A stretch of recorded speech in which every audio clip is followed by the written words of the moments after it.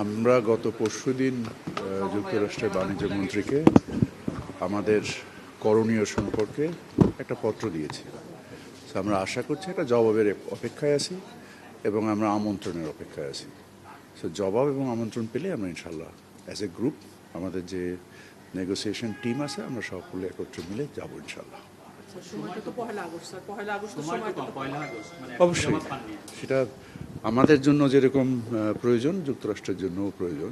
যুক্তরাষ্ট্র এবং আমরা এই বিষয়ে আমাদের কর্মকাণ্ড কোনো স্থবিরতা নেই, আমাদের কর্মকাণ্ড যথেষ্ট গতিশীলতার সাথে আগাচ্ছে এবং আমরা আমাদের অবস্থানগুলোকে মানে সঠিকভাবে তুলে ধরেছি। সক্ষমতার ভিত্তিতে আমাদের যা করণীয় সেই তুলে ধরার পরিপ্রেক্ষিতে আমরা এখন আমাদের ওনাদের থেকে যেটা বলেছে আমন্ত্রণের অপেক্ষায় আছে, আমন্ত্রণ পেলেই চলে যাব। এই জিনিসটা আপনাদেরকে একটা জিনিস বুঝতে হবে যে যুক্তরাষ্ট্র তাদের ন্যাশনাল ইমার্জেন্সি মানে ইনভোক করেছে বা ন্যাশনাল ইমার্জেন্সির বিনিময়ে কাজটা করছে।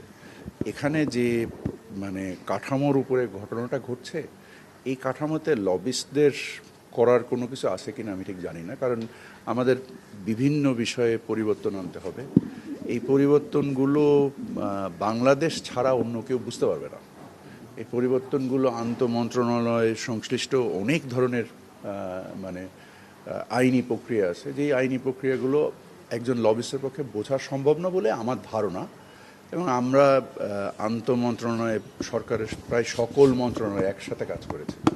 গত 15 দিন দিন রাত কাজ হয়েছে এটার উপরে হয়ে আমরা আমাদের অবস্থান তুলে ধরেছি। আশা করছি ওনাদের আমন্ত্রণ পেলে আমরা চলে যাব। আমরা একটা অনলাইন মিটিং হয়তোবা শিডিউল পাচ্ছি আজকালকের ভিতরেই। সো অনলাইন মিটিংটা করার পরে আমাদের মানে আমাদের গতিশীলভাবে এই জিনিসটা আগাচ্ছে বলেই তারা অলরেডি একটা অনলাইন মিটিং আমাদেরকে দিয়েছে চিঠির উপরে ভিত্তি করে, এবং এই অনলাইন মিটিংয়ের পরিপ্রেক্ষিতে আমরা আমাদের পরবর্তী কর্মকাণ্ড নিশ্চিত। সম্ভবত কালকে কোনো কারণে যদি 1 তারিখের শিডিউলটা এর আগে শিডিউল না পাওয়া যায়, পরবর্তী 1 তারিখে পরবর্তীতে আশা তো করা যায়, অবশ্যই হবে, ইনশাল্লাহ হবে।